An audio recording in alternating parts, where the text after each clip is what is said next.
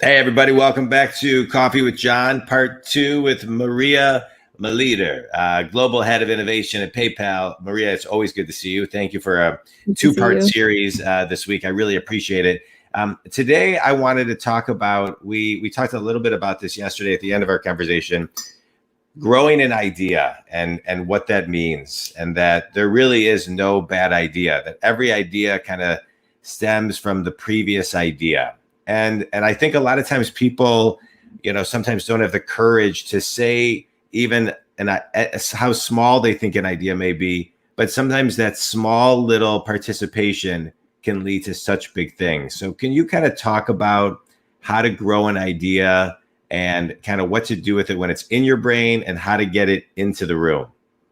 Absolutely. And oh God, I could speak about this for hours, but let's try and put it in a few minutes, shall we? We'll During set up what another time to talk about it for hours, because I think this is so important. So take it away. Absolutely. So maybe let's very quickly start at the beginning of how, the ideas bubble up anyhow. And I just read a really, really interesting book, Two Beats Ahead, and it's about musicians and how they create ideas. And Björk, the Icelandic singer, who's very proficient in that process of seeking ideas for her songs, basically goes out into nature. She draws every inspiration from nature. But what she does is she goes out and tries to see different things, different shapes, she really goes out intentionally to do that. And then what happens for her is she reflects on what she's seeing. So she reflects on the different shades and what that might mean in musical terms. She reflects on the different animals she might see, or plants, or whatever the case may be. Yeah. And then she actually trusts her subconscious to start forming the idea for the song. So she is that proficient that she doesn't even write it down anymore. I'm nowhere near that. I have my notebook at hand. So for anything that strikes me as interesting, odd, different, and it doesn't actually have to mean anything. So we always feel we have to actually write an idea down straight away. This is not necessarily natural. For some people more than others, maybe. But if you just put down impressions and then reread them, Björk just waits for a subconscious for it to bubble up. You reread them over time, and then all kind of awesome things start happening in the times when you have a quiet moment, whether after meditation, I know, John, you're a big fan, or showers or running, or recently, I think in COVID times, it's gardening, apparently a lot. I frankly just try not to kill my plants while I garden, but it might work for people. And that's these aha moments that we talk about. It's like, oh, I thought of the next crypto thing. Right. They're actually bubbling in your subconscious, and you're bubbling up and trying to reach the surface. For example, Darwin did not create his origin of species in a moment. It took him 25 years of finding all of the bits and pieces for them to bubble up to become what he then, become his big theory. So first of all, let's not quench yourself and try to make these ideas happen, because that's going to kill your inspiration and your creativity. But reflect on those moments that you find strange, odd, interesting, whatever the case may be.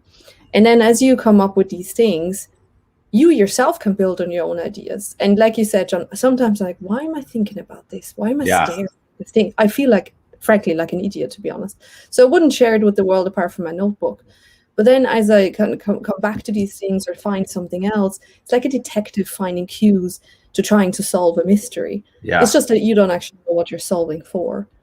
And what I find really interesting in brainstorming sessions is when people come together and initially no one wants to say anything. And then when you say something and then people start adding little bits and pieces, at the end of it, sometimes you really create something completely different in you. And every single little step, every single little comment someone made, even if it's a funny one, and most people start with like, oh, this is really stupid.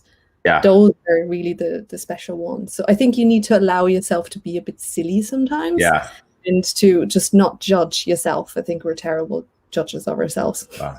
I loved every ounce of what you just said. That was a master's PhD class on how to, inner awareness, have an idea, cultivate the idea, process the idea, feel the idea, listen to your subconscious. I mean, it was like a PhD in Eckhart Tolle all in one. I loved it. 2 minutes.